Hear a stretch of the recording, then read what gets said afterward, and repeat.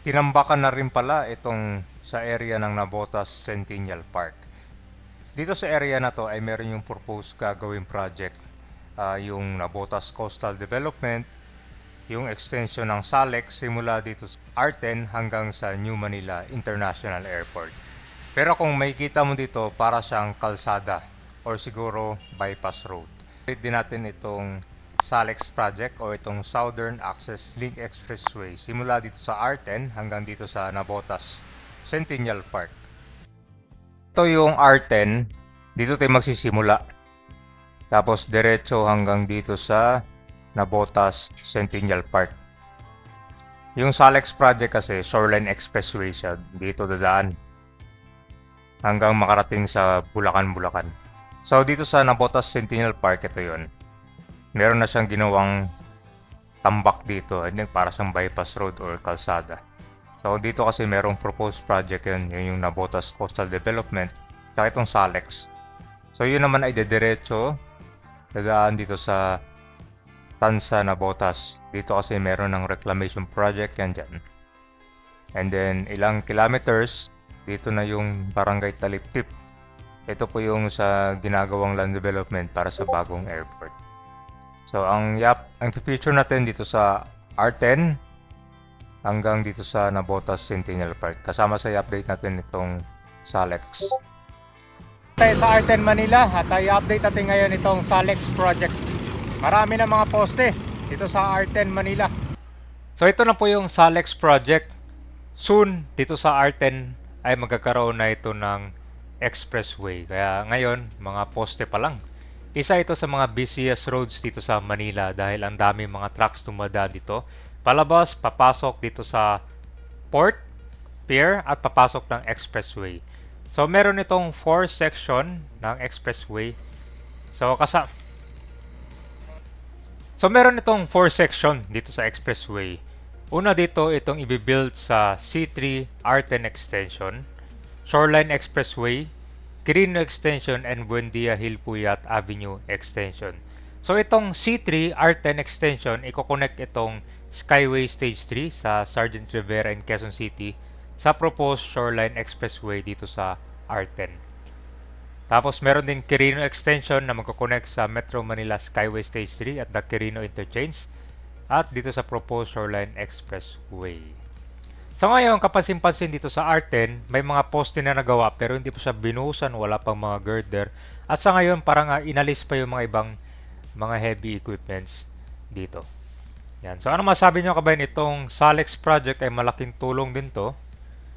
Kasi pag natapos yung ginagawang airport sa Bulacan, mas mabilis yung access para sa mga maghahatid papunta doon, 'di ba? Ganyan naman usually pag may mga airport, may mga expressway para mas pabilis yung pagpunta nyo. So dalawa yan, itong SALEX at meron ding NALEX, yung Northern Access Link Expressway at the end of sa may Balintawak at dadaan naman ng New Manila International Airport yan. So alam natin na dito sa R10 talagang congested itong kalsada. Dito rin nauso mga tulongges lalo na dito sa may area ng Manila. Talagang hindi may iwasan. Kaya naman araw-araw pinapalinis ni Yorme ito. Ito yung Smoky Mountain. Yung mga ibang bahay pala dyan na demolish na. So mukhang may gagawin silang development dyan kasi unting-unting pinapa-clear na eh. Saka bawal na rin magtayo ng mga bahay dyan eh. So ito po yung NLEX Harbor Link. Yan yung papunta sa expressway. Dito karamihan yung truck talaga dumadaan. Kaya traffic dito, lalo na pag lampas ang alas 10 ng umaga. So dito, diretso na rin sa NLEX yan.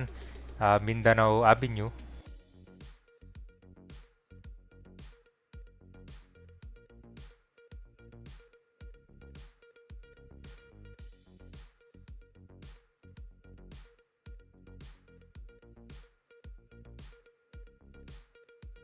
So ito na yung sa intersection. Wala na pala yung mga heavy equipments dito. Dati ang dami niyan eh. Kasi nung kasagsagan ng construction nito, nagbubutas sila.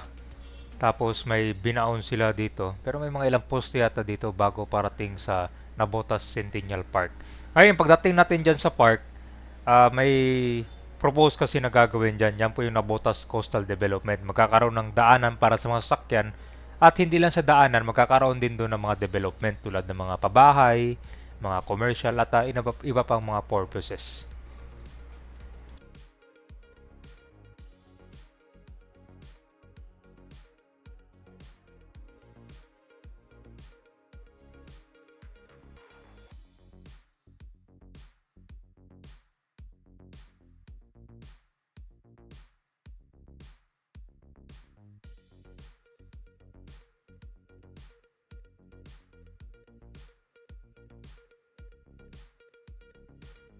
Nandito na tayo sa Navotas City. Ito, kinonstruct pala na building dito, tapos na pala. Ito pala ay Navotas Convention Center. Oh. Malapit sa Tulyan River.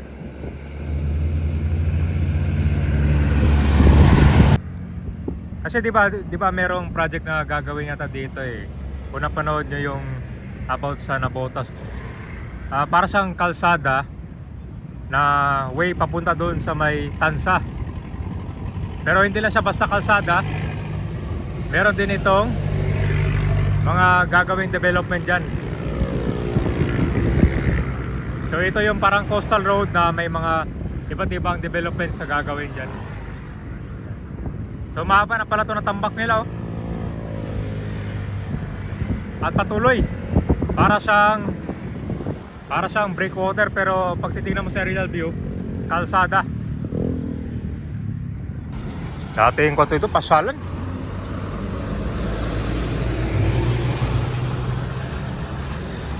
Matagal na siyang dinagamit eh.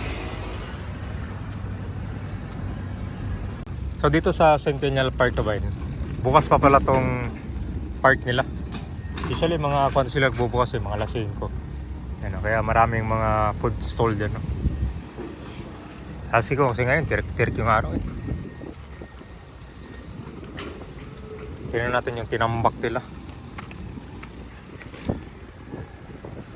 Ayan na pala, lawak na pala.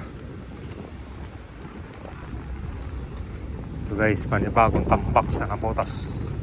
Meron na unang tambak dito dun sa Tansa. Ito bago naman to. Yun o. Malawak na pala. Yan yung tinambak nila dito. Abangan natin yung next development dito. Hanggang saan yung tatambakan nila. So para magandang pasyalan pa rin dito pag mga hapon. Ito, may stage pa sila dyan. Wala ang tao dito mga hapon. Grabe yung ang init dito, parang summer.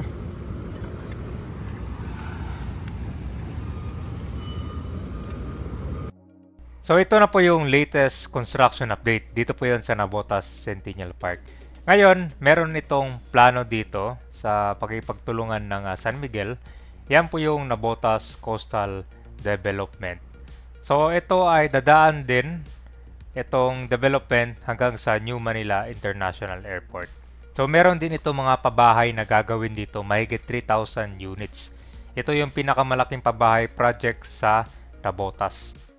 May mga plans din na maglalagay dito ng mga parks, open space, residential condominium, public facilities, commercial areas.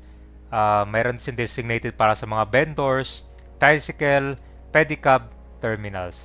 So ito ay madadaanan ng mga bangketa at mga fisherman's wharf. So maganda pala yung plano dito. Pero ngayon, ang latest construction nito para siyang kalsada na ginagawa ngayon.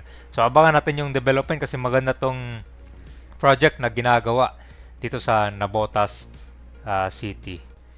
Yung maganda nitong project, walang mga tatamaan dito na mga kabahayan.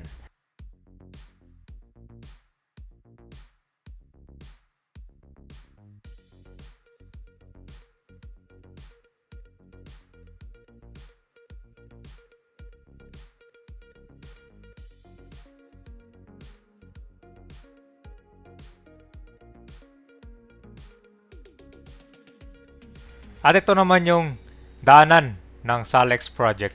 Yan po yung R10. So kapansin-pansin, may mga ibang poste nandito pero hindi pa talaga full blast. Wala pang mga nilatag ng mga heavy equipments ngayon. Pero abangan natin itong Salex project. So sa ngayon may progress naman dito sa area ng Navotas Centennial Park.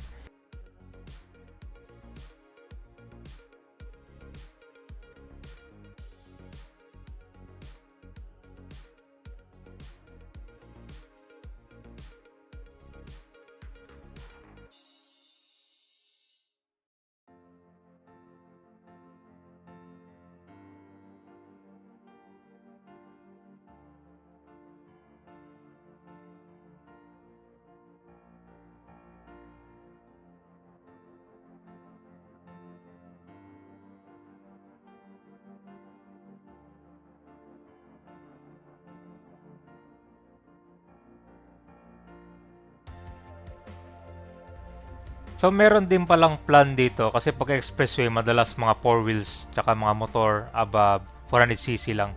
Ito, gagawa din sila ng exclusive para sa mga motor na below 400cc at para sa mga bike lane. So maganda pala to, talagang passable siya kung anong mga klase ng sasakyan ang gagamitin niya.